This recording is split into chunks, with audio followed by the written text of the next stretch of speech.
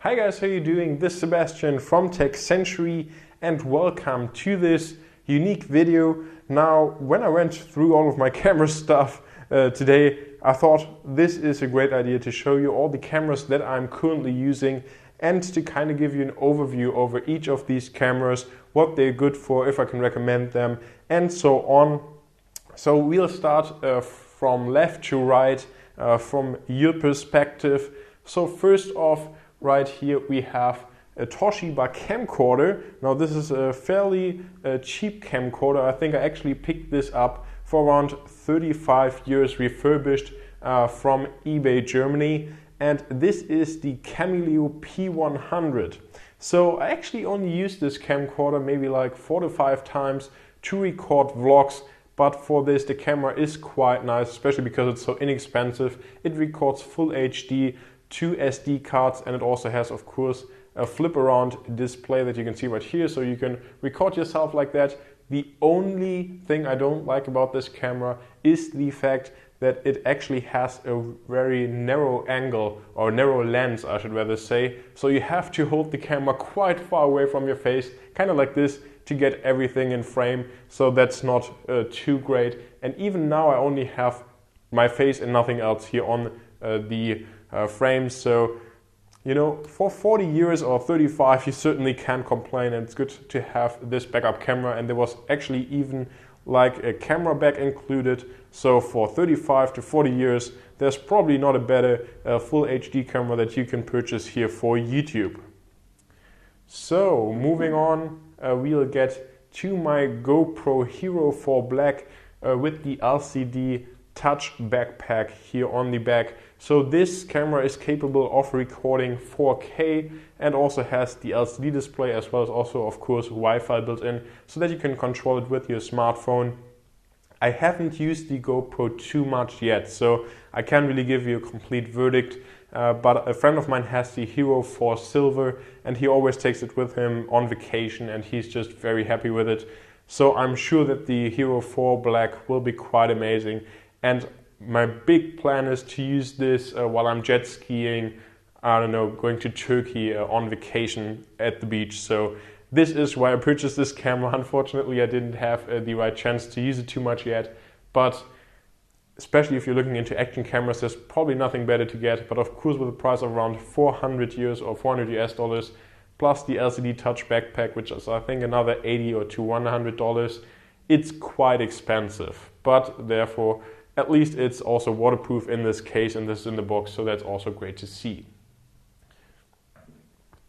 Now the next camera looks a bit unusual, and that's because this is my first ever camcorder. Now I'm not using this anymore, it's not even HD. It actually records 2 mini DVDs. I wouldn't even know how to play them back anymore. But this was the very first camera that I purchased, and this is the Panasonic, don't let me lie, LSN GN1913. At least that's what it says here. So this was my very first camera. I actually took it with me to the US while I was there for an exchange here. But I'm not using it anymore, and it has an impressive megapixel count of 3.1 megapixels. But it's my very first camcorder, so it has to be here where all the other cameras are. Moving on, we then see the Canon 700D here, and this video is actually also recorded on a 700D. But I have to say, I already looked at the footage and just the sharpness is so much worse than here on these cameras that I wouldn't recommend the 700D anymore for any video work. Now, that being said, for photos, it's still a great camera. I currently have here the 55mm, no, not the 55, the 50mm f1.8 lens by Canon on here, which I think retails for around 120 euros. And you should get the body for around 400 to 500 euros. And it's a good feeling camera in the hand and produces some very nice photos. But I have to say, I feel like Canon is really falling behind. And if I'm now purchasing a new camera, I would probably lean towards Sony products, for example, like the A6000, and I probably wouldn't go with a 700 or 750D anymore, T6i, T7i, whatever. I probably just wouldn't get this kind of camera anymore. I think that Sony has way better cameras for similar prices. Now that being said, I also have a variety of lenses, not really too many. I never wanted to invest in lenses. Of course, we have the standard 18 to 55mm kit lens right here, and then I also have a zoom lens. This is the Tamron, 18 to 270mm f3.5 to 6.3 with also image stabilization. And it's a pretty good lens. I mean, for a price of around 250 to 300 euros, you certainly can't complain. And it's just good to have a lens that also covers the close range, like 18mm, so that you only need this one lens and I don't have to walk around all the time and just switch between this 18 to 55mm and, for example, like a 50 to 300mm zoom lens. So this is why I like this Tamron, because it's just a very flexible lens and you can basically keep it on your camera all the time, but you lose a little bit of sharpness, of course. It's not comparable, for example, to the 50mm or even the 18 to 55 by Canon is a lot sharper than here, this Tamron zoom lens. Now, my absolute favorite video camera of all time is what you see right here. And usually I would have recorded the video with this Sony AX100E, but because I wanted to show this in a video, which I don't really get too often to do, I decided to record with the 700D. So yes, this is the AX100E. It retails for around 1,600 US dollars or also 1,700 euros here in Germany. And this is one of the very first camcorders that was released. But to this day, I'm absolutely blown away by the picture quality, the sharpness, the detail, and also the amount of options that you have to manually adjust the video. And let me tell you one thing, if you're purchasing this camera, make sure to use manual settings. Manual focus, manual white balance, manual iris, manual gain and ISO, manual shutter and so on, because this just gives you such nice video quality that I'll never look back. This was probably the best tech purchase that I ever made in my entire life. I think I own this camera for 1.5 to 2 years now, and it's just absolutely fantastic, and I can't stress this enough. If you're looking for a 4K camcorder, don't think twice. Pick up the Sony AX100E. It has a 1-inch sensor, which is pretty big for a camcorder, and the video quality is just absolutely stunning. Now moving on to another actually 4K capable camera. This is the Panasonic FZ-1000. So this is a bridge camera with a fixed lens, so you can't switch the lenses like you can on the 700D here. And this is also capable of recording 4K at 30 frames per second. And I actually bought this as kind of like a B-roll camera for the Sony. But even though both have a 1-inch sensor and both have the ability to record 4K, if you look at the footage side by side, the Sony footage is so much sharper. It's incredible. Now this probably also has to do with the price, because again, this is close to 1,600 to 2,000 US dollars, and the FZ-1000 is more around like 700 to 800 US dollars. So big price difference.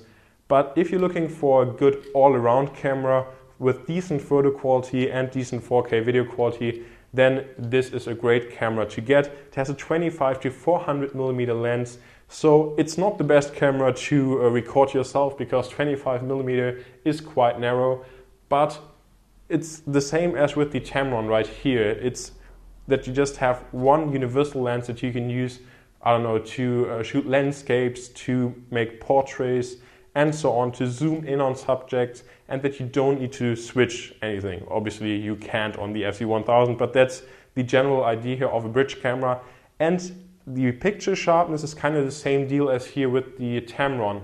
Because this has such a big zoom lens, the sharpness, no matter at what focal length, isn't really that amazing. So also in terms of pictures, the 700D is still far superior, but as an all-around photo and video camera, the FZ-1000 is tough to beat. So moving on, here we have my trusty WB350 compact camera by Samsung. It features Wi-Fi and an incredible battery life.